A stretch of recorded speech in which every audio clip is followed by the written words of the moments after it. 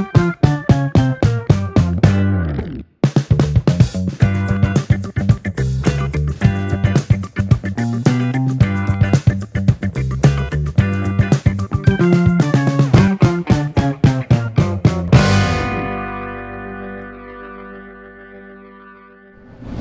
jadi hari ini kita akan mulai dengan kita undi dulu. Siapa tim pro, siapa tim kontra. Kayak gitu ya. Jadi silakan dipilih. Oke, jadi tadi kalian kan sudah diundi. Kalian ada yang pilih tim pro dan tim kontra gitu kan. Tapi kalian belum tahu temanya nih apa nih. Nah, udah siap debat? Sudah. Nah, jadi temanya adalah menurut kalian LGBT itu dari lahir pro atau kontra? Oke.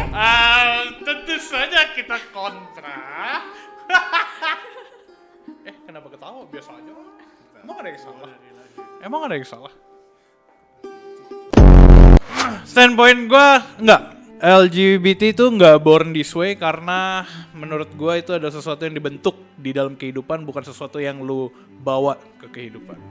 Jadi sebenarnya LGBT itu lahir dari lahir atau enggak, gua kontra. Jadi pas banget tadi gua ngambil kontra karena gua sih meyakini bahwa itu faktor lingkungan gitu. Banyak faktor lingkungan yang mendorong seorang untuk menjadi LGBT. Jadi dari perdebatan barusan gue ada di posisi gue pro kalau LGBT itu ada bisa dari lahir gitu, born this way. Jadi kayak ya dengan natur manusia yang sudah berdosa, adanya kerusakan di dunia segala macam, nggak menutup kemungkinan emang kerusakan itu berdampak banget sampai ke kelahiran, di mana seseorang itu bisa dari lahir udah lahir dengan kecenderungan akan sesama jenis gitu.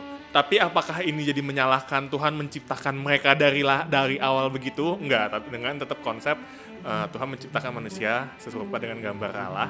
Tapi gue melihat dengan manusia yang sekarang udah semakin jatuh bergulir dalam dosa, ada peluang, ada possibility di mana efeknya itu adalah ketika orang dari lahir udah langsung kayak begitu.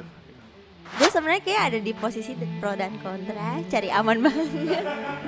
Karena gue sendiri merasa seharusnya itu, ini kan seharusnya di kepala gue sebagai manusia yang terbatas kan.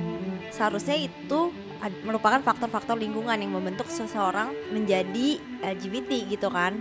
Tapi kan kita terbatas teman-teman. Jadi kita nggak tahu kalau misalnya mungkin aja Tuhan memang kok Tuhan sih, nyalain Tuhan gak ya? Sabar. Ya mungkin aja maksudnya there's a possibilities kalau misalnya kita emang terlahir dalam kondisi yang demikian gitu. Itu gak menutup kemungkinan. Jadi gak ada yang tahu deh. Oke, debat dimulai. Jadi Gimana? Lulusan psikologi? Oke. Ini buat para penonton, kita semua tuh berdasarkan ilmiah. Kalau mereka berdasarkan ngangongs. Empiris, bagus. Itu kata yang sangat bagus, empiris. Kita udah mulai ya perdebatannya. Langsung aja Ju. Jadi kontra karena LGBT apakah dari lahir atau tidak? Kita kontra. Kita kontra. LGBT tidak dari lahir. Kenapa tuh kalau boleh tahu Kak? Sebenarnya ada banyak sih alasannya kenapa ya. Tapi mendingan kita mulai dari kenapa LGBT itu pro dari lahir. Tadi udah mau jawab. Anaknya logat udah gede tapi labil. Oh, dia mainnya ke sana. Kurang ajar. Ada yang buka Google. Kita lihat. Coba ketemu apa Kak di situ Kak? Ketemu apa? Renungan bukan Kak? Nggak boleh ampun. Nah, pas banget tadi pagi kita renungan bareng. Coba buka catatannya. Oh iya. Sorry. Duh, anaknya logat tuh paling Hari ini tuh renungannya Anak Helloga tuh renungan ya tiap pagi. bagaimana cerdik dan cerdas berhikmat dalam memberi jawab. Jadi tadi kalian nanya, kalian ngomong apa ya? Enggak, wah topiknya susah banget. Enggak ada yang salah dengan topiknya. Saya sih setuju. Oke, gue mulai. Nah, gue suka. LGBT bukan dari lahir karena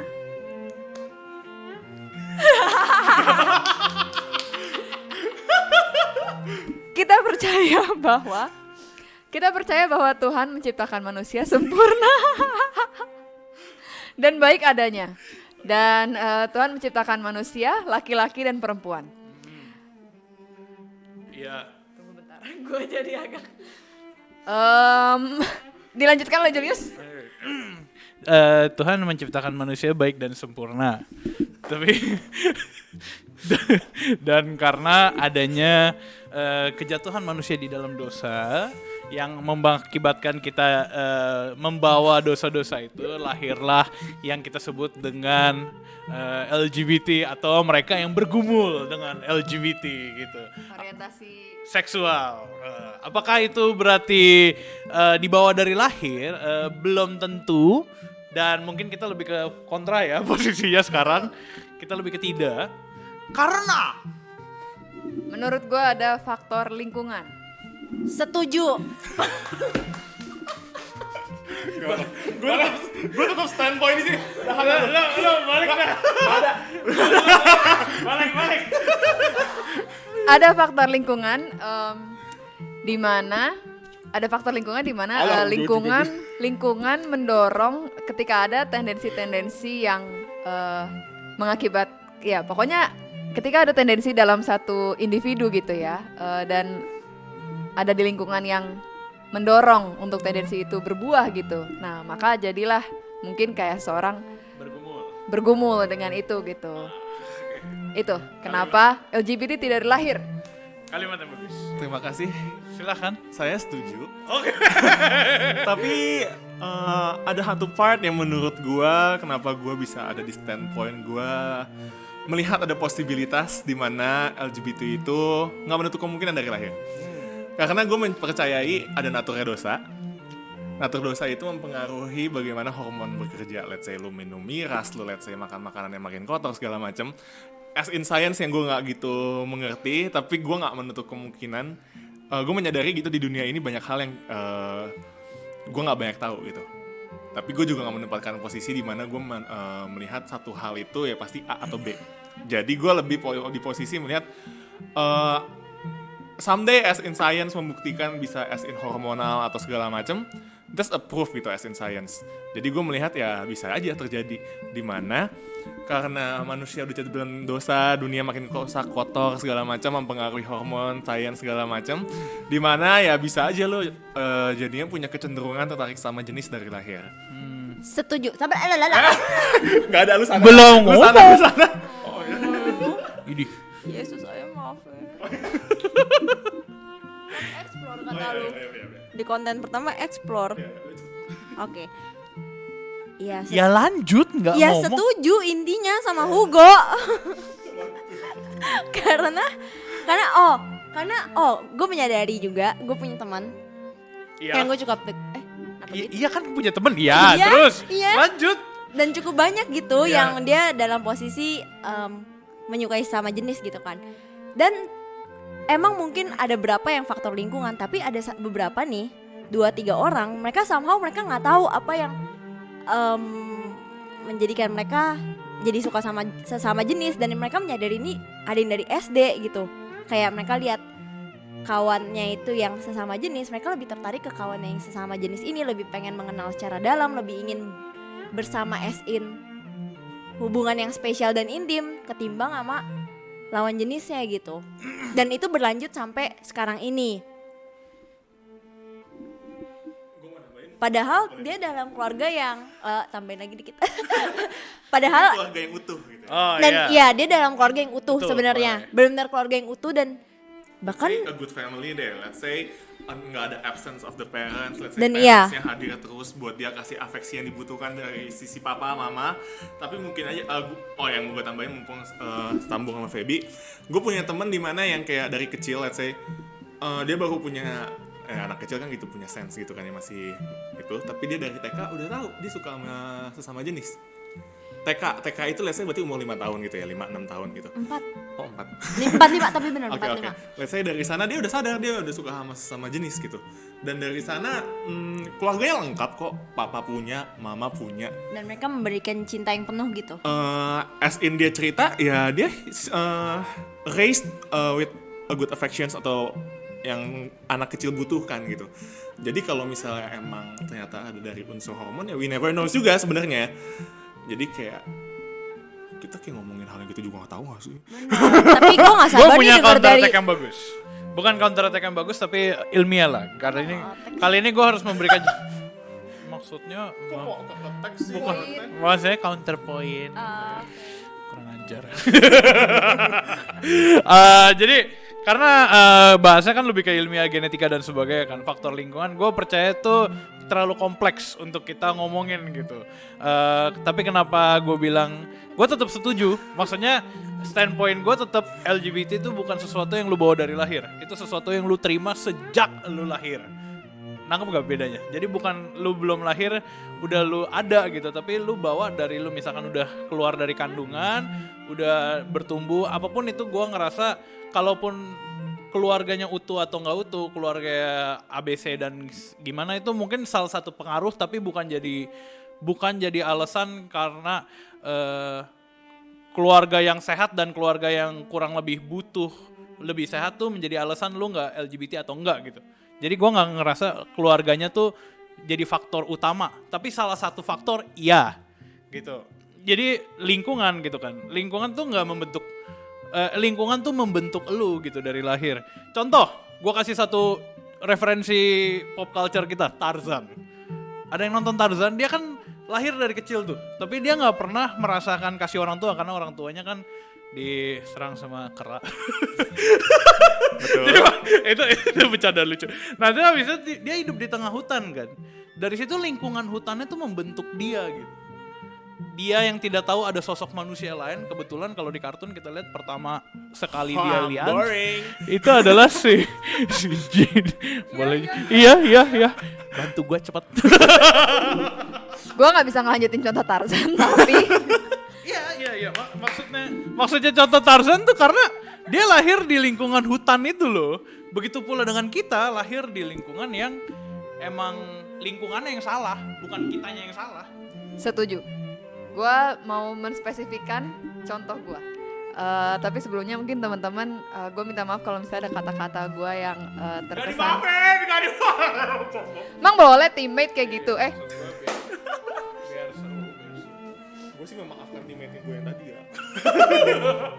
wah Iya, minta maaf kalau misalnya ada kata-kata yang terkesan judging. Jadi kalau tadi di pikiran gue soal lingkungan, misalnya ada satu individu ya anak kecil gitu yang misalnya punya kecenderungan, mungkin belum ketertarikan tapi kecenderungan feminin atau maskulin. Misalnya apa ya? Misalnya kayak perempuan yang punya kecenderungan maskulin. Dia misalnya tertarik dengan mobil, dia tertarik dengan mesin, terus misalnya dia bertumbuh, ini masih SD dia suka ngikutin papanya ngotak-ngatik mesin gitu. Terus, nah lingkungan di sini tuh, lingkungan saat ini di zaman ini, mungkin di Indonesia masih belum terlalu ini ya, tapi kayak misalnya di negara-negara barat yang udah sangat bebas mengekspresikan segala sesuatu, mungkin papanya melihat itu kayak, papanya mendorong si anak ini untuk mengekspresikan ketertarikan kecenderungan maskulinnya ke arah mungkin kamu misalnya entah mendorong dia menjadi transgender pria gitu misalnya, atau ya mendorong ke arah ketertarikan ke perempuan lain gitu misalnya kayak gitu, karena simply karena lingkungan yang udah bebas berekspresi gitu, yang memberi opsi untuk Bagus. explore ke arah sana gitu, yang udah lagi nggak membatasi di ranah-ranah yang sesuai dengan desain Tuhan. Sabar, tim mereka lagi ngomong. Berarti Tepuk tangan dulu. apresiasi tim lawan dulu nih. Tim pemenang maksudnya. Maksud gua adalah berarti kan kita lagi ngomongin masih di fase born this way topic, dimana bayi itu lahir dengan posisi dia udah belum ngapa-ngapain, udah suka sama mungkin kecenderungan, gue pinjam istilah yang tadi Abi bilang, kecenderungan untuk feminis atau maskulin. Jadi udah punya sisi itu tanpa ada faktor lingkungan, sebelum ada faktor lingkungan. Kalian berarti mengakui emang ada possibility ada aspek di mana seseorang yang bayi yang baru lahir itu benar-benar bisa punya sisi maskulin feminim itu sebelum ada faktor lingkungan ada. Lu yang ngomong. Kalau gue, lu tanggepin dulu nanti kalau nggak baru gue. Iya, gue setuju. Nah, sekian dari saya. Itu. kayak Pertama, disclaimer, gue dan Abi juga bisa ada di sana. Cuma at least lu ngomong sesuatu gitu.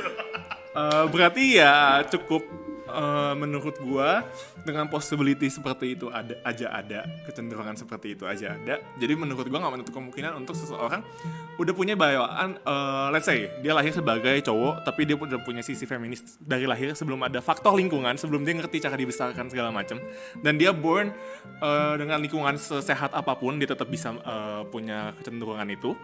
Jadi ya the possibility is there gitu loh. Jadi tetap ada. Jadi ya gue tetap di standpoint gue pro, di mana emang ada bisa aja kasusnya di mana seorang tuh bisa born this way gitu loh, kayak lahir LGBT. Tapi tadi katanya Abi juga Setuju. punya support ya buat kita punya argumen. Habis ini pindah sini. Aduh. Tadi di belakang Dia langsung kayak dibocorin di belakang tuh. Nggak ada. Kalau mau ada, teman-teman jangan lupa datang ke kantor Hello God. Natural banget. Muka jijinya tuh kelihatan banget. Saya akan memberikan pendapat intelektual saya. Kalau tidak intelektual, disclaimer adalah ada yang lebih banyak intelektual di luar sana. Nontonan konten mereka aja. Setuju. at least itu buka tab baru aja, ini diselesain sampai habis. Betul. Jadi yang pertama kalau menurut gua ada apple to apple, tapi ada nggak apple to apple-nya yang tadi masuk di feminis dan maskulin kalau menurut gua ya. Karena parameter 1-5 tahun tuh seorang bayi aja kan lagi berusaha untuk mendevelop sensasi dan juga motorik skills-nya dari si bayi itu gitu loh. Mereka tidak akan memikirkan tentang identitas gender karena mereka kita manusia itu punya satu hal yang keren, yaitu adalah insting. Yang kita pun lu nggak perlu diajarin, tapi secara biologis lu tahu. Contoh, membuang air kecil dan membuang air besar. Itu agak jijik sebenarnya dia ngomongin. Tapi itu insting. Makan, bernafas. Itu sesuatu yang lu nggak diajarin, tapi lu secara insting tubuh tuh ada gitu. Nah, sedangkan kalau identitas gender itu adalah sesuatu yang lu dikembangkan pelan-pelan dari segala aspek tadi yang terlalu banyak untuk kita bahas dalam 20 menit. Tapi itu dikembangkan melalui lingkungan, melalui hidup lu, melalui setelah lu lahir, bukan sebelum lu lahir gitu. Identitas gender dan orientasi seksual. Iya. Dan mungkin next time Abi di tim sana. jadi kita bisa sama-sama tahu apa ya argumennya ya. Tapi benar, tapi gue tidak mendiskreditkan Hugo karena apa yang dia ngomong juga ada make sense-nya. Apakah udah diuji secara ilmiah perdebatan kita? Tentu saja belum. Tapi apakah data yang sudah ada? Tentu saja juga belum. Tapi apakah kita punya logical sense untuk memikirkan dan memperdebatkan? Ada. Makanya nonton sampai habis. Gue rasa hal ini juga masih diperdebatkan oleh banyak pihak di luar sana karena ya yang lebih expertise. Karena kayak waktu itu sempat gue ada baca, jadi ada studi yang ngecek dia ukuran otak ya gue, ukuran otak laki-laki yang homoseksual dan heteroseksual itu ada perbedaannya di bagian otak yang depan apa? Hipotalamus. Oh, oke. Boleh. Dan Pala gue udah ngaranya ke bercanda soalnya. Sorry banget. Bener nggak itu? Nah tapi itu pun juga masih dalam kondisi diperdebatkan karena nampaknya tuh kayak ada ukuran yang berbeda tuh di otaknya atau apanya. Tapi ini kalian bisa cari tahu lagi karena gue juga takut salah. Simon Levy gitu. Keren banget ya. Terus. Nah jadi kalian, dan gue rasa ya itu pun maksudnya ketika itu pun diperdebatkan itu enggak, dan maksudnya kan berarti belum ada kondisi yang fix gitu kan. Jadi sekali lagi balik ke argumen Hugo, tidak menutup kemungkinan bahwa saya pun setuju dengan argumen Hugo. Bahwa tidak menutup kemungkinan. Tapi sampai saat ini kemungkinannya belum ketemu. tapi sudah lakukan melalui studi-studi tersebut. Jago. Oke, gue tau. Karena nggak ada studinya. Entah, correct me if I'm wrong gitu. Tapi setahu gue, mungkin studi tentang identitas gender tuh masih on progress. Karena kan topik ini baru meledak 10 tahun belakangan. Ada kok studi gender. Boleh panggil drag queen nggak? Drag queen. Biar bantu di tim kita. Gak tau, ada nggak studinya? Tanya ke Abi nih, siapa tahu. Ada, kemarin gue mau S2 pilih studi gender. Ada pilihannya gender studies, sumpah. Berarti gue yang salah. tapi nggak tahu itu beneran emang ranahnya itu ngurusin hal yang mungkin baru ini mungkin atau- lebih ke ini kali ya, gender dysphorianya. Sebenarnya itu tadi argumen yang gue maksud sih, yang mana? yang ukuran otak. Oh. Iya itu bener, karena maksudnya gue pernah baca di buku gue, maksudnya studi itu sudah dilakukan, tapi hasilnya apa itu juga kayak nggak menentukan gitu, karena seingat gue hasilnya itu kayak terbukti dilihat bahwa dari pria dewasa gitu ya, yang homoseksual dan heteroseksual ada bagian otaknya yang berbeda ukurannya. Nah, tapi perbedaan itu apakah dari lahir sehingga menentukan orientasi seksual mereka, atau ketika mereka udah gede mereka punya orientasi seksual terpisah baru otak itu berkembang menjadi beda ukurannya. Nah, itu juga tidak tahu. Jadi sebenarnya studinya sudah dilakukan guys, tapi hasilnya tetap tidak menentukan apakah LGBT itu dari lahir atau bukan. Kalau menurut teman-teman gimana? Temen gue mau ngomong. Oh, teman lu mau ngomong. Sabar. Sebelum teman lu ngomong, keren. Gue baru tahu juga tentang studi itu. Iya, nggak apa-apa. Lanjut. Itu bukan dari jurusan psikologi tapi Kita banyak baca kok. Iya, nggak ada salah. Karena gue yakin ini video bakal diputerin sekitar 100 tahun lagi ketika mereka sudah menemukan hasil penelitian itu. tapi intinya gue gak menutup kemungkinan bisa ada itu jadi. Balik lagi ke kayak cuma punya satu standpoint terus itu ngulang selama 20 menit. Tim kreatif maju gak? Enggak, menurut gue ini pertanyaannya tuh perdebatan biological sama science, bukannya lebih ke ethics gitu loh. Oh iya, dan ya kita membuktikan kepada dunia kalau kita tim Helloga tuh tiap pagi renungan. Terus kita penelitian juga.